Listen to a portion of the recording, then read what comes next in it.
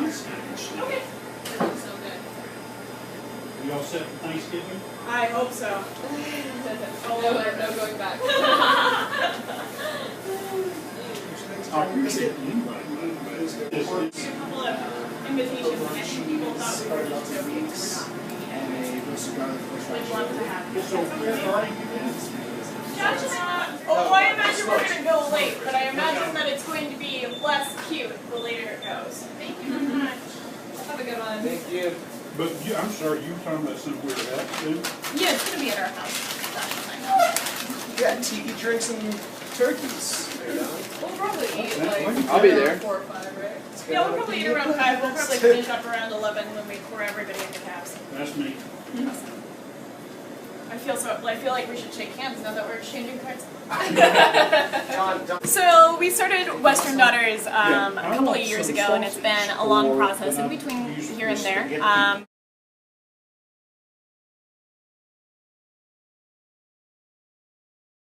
15-year vegetarian, and I decided that I wanted to eat meat in a way that was not only geared towards animal welfare standards, but also geared towards restoring native shortgrass prairie. I have a background in plains ecology and biology, and I wanted to find a way to marry the idea of eating meat with the idea of restoring my native state and the grasslands in that state. So somehow we decided that being a butcher would be a great way to sort of enter into that world. And what we do here is we source animals from within 150 miles. They're all raised to the highest animal welfare standards, even beyond that. They're all raised to organic standards, though nothing is certified organic. And everything else is pasture raised. And then we work directly with farmers and ranchers. So we're at the grocery store. What you spend 10 to 11 cents goes back to your farmer or rancher. At Western Daughters, it's between 35 and 40 cents. And we cut out the middleman by bringing in whole carcasses and breaking them all down here, which also adds a level of all of these steaks came from the same 1 or 2 animals. So you're not looking at ground beef that has thousands of different parts in it. What are some of the challenges to running a business with your values leading the way you do things? So I think anytime you're running a business where you're really holding yourself to the highest standards that you can possibly fathom, I think that it's difficult in terms of, scalability. When you're looking at doing grass-fed beef year-round in Colorado, there are a lot of hurdles, and ones that we want to lead head-on sustainably.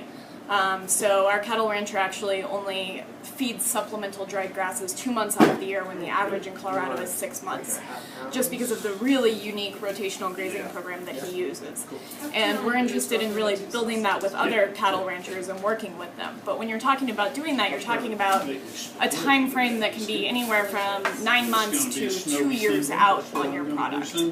And then you're also just talking about, how many animals is it feasible to get in? How do you move parts that maybe people aren't as interested in? So it involves some creativity and some awesome teamwork to do that. And then you're just always struggling with what it's like to be a small business, which is a lot of pushing water uphill and a lot of dealing with bureaucracy, no matter how much you're trying to just deal with farmers and ranchers.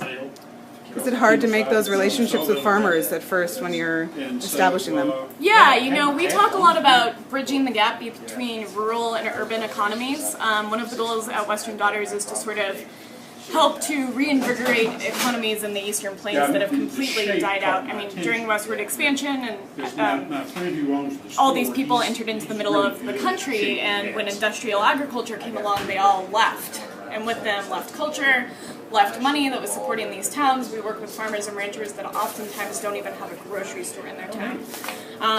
And so sort of bridging that gap both culturally, economically, and coming into something where maybe they already have a certain distrust for you, there's sort of a delicacy and a line that you walk, and we've certainly learned how to talk to ranchers and farmers, which has been a really, really incredible process. And it just, we're all on the same page, but you kind of have to find your ground and how you talk about being on that same page. Do you have any advice for anyone opening a small business that involves a perishable product? Oh gosh, yes. Anybody opening up a small business that involves a perishable product, I mean, your job is to mitigate loss. We're in the business of delaying rot. The second something comes through my doors, it has a shelf life, a time span, and my job is to get it out the door quickly and to hold it in a way that keeps it. I think it takes a lot of organization. I think it takes a lot of understanding exactly what your product is, how to sell it, how to turn it into something else when you can't sell it, and how to sort of reinvent the wheel every week. I mean, we have to constantly evolve. So if we're not selling this, is there a restaurant that can maybe sell it, or could we turn it into a cooked product, or how could we add value to this thing that we are losing every hour? Beautiful part of the country. What has been the most I was from the unexpected South Carolina. positive outcome of starting this business, and what's been the most unexpected challenge? Oh. I think the most positive outcome of this business that I probably didn't see coming is the relationships we've not only built with farmers and ranchers, but also as a team here just in our shop, and what it means to build something when you want it to be bigger than how it starts, and building a team that can really handle and support that vision. And then the relationships we have with farmers and ranchers, I don't think I ever could have imagined that we would be that close to them, to their families, that we would be invited into their homes and get to see our food shed on such an intimate level, and to understand it in a way that is so much more comprehensive than I ever could have fathomed. In terms of unexpected challenges, you know, my partner and I joke that every week I look back at last week and I'm like, gosh, I didn't know anything last week. It is just always, it is a consistent challenge, and our joke is it's herding cats and pushing water uphill. I don't think there's been anything that has stood out as a special challenge. But owning a small business is not easy. I mean, it's a lot of watching your bank account and just, you know, swinging for the fences and hoping it works out. Thanks, Kate. I really appreciate it. You built a beautiful business. One of the things that we've worked towards, which I mentioned before, is that we really want to help restore native shortgrass prairie. When I came to this, I don't think I knew nearly as much about grasses or about the prairie as I ever thought I would.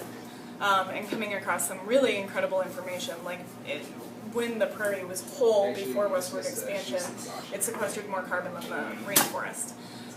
So the idea of restoring something with the use of animals, which when you're mimicking sort of migrational patterns, you're actually giving back to the soil, which can house up to 25 miles of root systems in 1 square yard.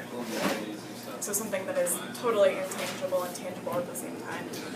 And the more that we sort of got into the ramifications that we could have on our own native shortgrass prairie, which is severely dwindling here in the state of Colorado, is something that really excites us and keeps us going. And the idea of really understanding what grass species are giving our cattle their great flavor, and also giving the prairie a chance to restore and revive.